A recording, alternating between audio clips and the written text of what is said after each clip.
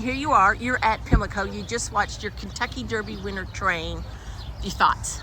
Wow, we're just super excited about how he looks on the track, and you know, he's happy, and so we're just excited about him starting on Saturday. It's gonna be great.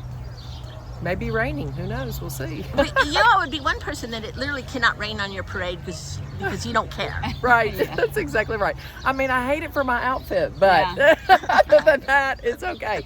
I'm happy to get drenched if he'll win. Doing great. He's doing great. We're really, really excited and blessed to be here.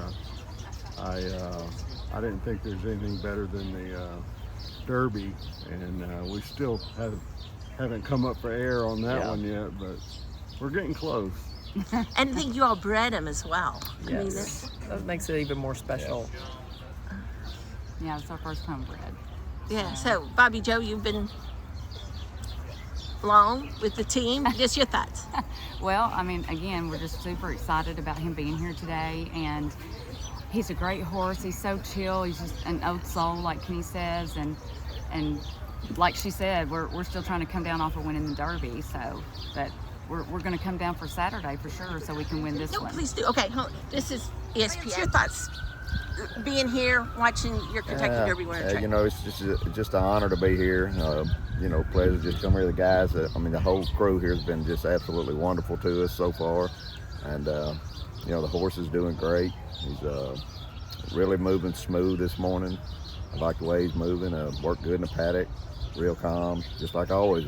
Very professional. So talk to me a little bit about the role with your secret weapon, Robbie Alvarado. Robbie has been fantastic. I mean, he knows horses. He's good with them. You know, you can put him on there, and he knows what to let the horse do, how to change leads, how to get him on point, and you know, that's critical for these horses at this level.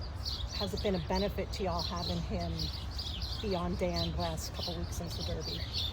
I think so. Yes, absolutely. Most definitely. But he's been on him for months, you know, so it wasn't just the last 2 weeks. When we got to Oaklawn, he was telling us about his experiences on him and how he knows the horse, and it's invaluable, really. Has he, off the record, petitioned anyone to get back in the saddle for a ride on Saturday at 6 o'clock? Yeah. Jokingly, Yeah. he'll say, "I'm not going to eat as much tonight just in case I'm called up." Robbie is great. Yeah, he's a great is. guy, and he is really wonderful with the horse. Mm-hmm. Well, but I think that he and Brian are also very much in sync, and so to have two jockeys basically that can get on your horse every morning and communicate with each other about what they felt, and I think that just comes back to us when it's race day. Doing a rain dance on Saturday, or? We might as well. Yeah. I told her Either way. Yeah, he likes it all, so. Yeah. So it's going to run either fast track or slop. It don't matter, you know. Do you get more nervous as it gets closer and closer? Yes, Little bit. most definitely. A little bit. But you know, we've got him in great hands, and there's not anything more that we can do. Right. And you know, he's a talented horse. He's got God-given talents, and so we just wait for him to shine. He had, Kenny had called him an old soul. And He is. He is. He is. Well, agree. and I think that played so much to his advantage at the Derby because, you know, he was the first horse ready to walk over, and so off we went, calm as a cucumber, walking in front of 150,000 plus people. And then when we got to the paddock, you know, we're the first ones there. The paddock is already full. I'm like, I don't know where all these people came from, but it was already full, and there's 20 more horses and 20 so people coming with each horse. And he just stood there. At the Arkansas Derby, I had someone ask me afterwards, is he okay? And I said, oh yeah, he's just chill, because he's just chill. He does not run his race in the paddock, and that just definitely plays to your advantage. Yeah, and the complexion of the race got a little easier with And I really hate that for the owners, Yes. Moose, and you know, that's a bad deal. I really hate that to happen to anybody. And I mean, we'd like to run against Moose again. Have you doped out the race with the PPs and seen how it might change it tactically for Mystik Dan, if at all? I don't think he'll change anything what we'll do.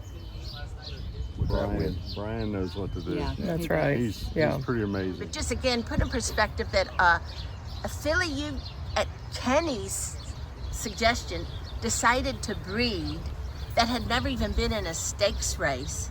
And here you are coming into the second leg of the Triple Crown with the Kentucky Derby winner.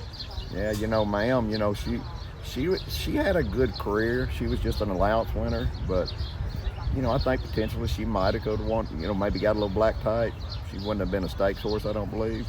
But yeah, it was all Kenny. He just, hey, I think she'd make a good broodmare with her pedigree, and we discussed it and finally decided to do it. And then he said, hey, I think we need to inject some speed in her with Golden Sense. And her first Here we foal. are. I mean, her first foal. Yes. Yeah, we planned it like Well, that. That's how we do things. This is actually her first foal to race. Yes. Okay, the first foal had issues and they had to put it down. But this is her first foal to race. This is actually her second baby. Any message you have for Arkansas back home? Any of We missed you. Hey, you just been gone today. Thank everybody in Arkansas for all the support. Yes. The Yes. support there is crazy. Oh, it And is. for all of our towns we live in, they're from Little Rock, but I'm from a little small town in Gould and Star City, and then the Hot college Springs where we run. Hot raised. Springs, Yes. Oakland Park has really been great to us. They sure have. Yeah, All of our friends are having watch parties and getting together. It's and- great. Yeah, It's really it's been good. great. Oakland will be crazy Saturday. I'm Yeah, thinking well, of the I simulcast. think so. It'll be like live racing almost, Yes, I probably. think so. I think they're serving green beer again. They maybe, and they're handing out the trading cards. Oh, the that's Mystik Dan right, they trading are. Cards that they did. Yeah. Yes. Yeah. So it's very special, and everywhere we go, I mean, I went to the dentist and got roses. So, I mean, if you can go to the dentist and get some roses, everybody's so excited. Everybody shares their stories of watching the race and how it impacted them. I mean, it's just really, it's very special. It is. How is it different coming into this race versus when you were in Louisville and you were excited about having a horse in the Kentucky Derby? Oh, well, I mean, we were honored to be one of the 20, and it was a road to get there, right? Because things didn't lay out as perfectly as we had hoped, and we had to do some watching to make sure that we were going to get in. And then, I mean, I felt like we definitely deserved to be in it, and so I just wanted him to get his shot. So, we had a lot of that going into it, and then after winning the Derby, for sure you have a spot in this kind of a race, and then it's just trying to decide for sure if it's the right thing for the horse. And I think that's really what's consumed most of our time, making sure that we felt like it was the right decision. Lance, what was your reaction when Kenny said, I think we need to go? All of us as a team, we had discussed it, and ultimately Kenny, we got confidence in his training ability. He's watching the horse every day, we're not. And so ultimately, when he said, hey, let's go, I think we was all in agreement with it.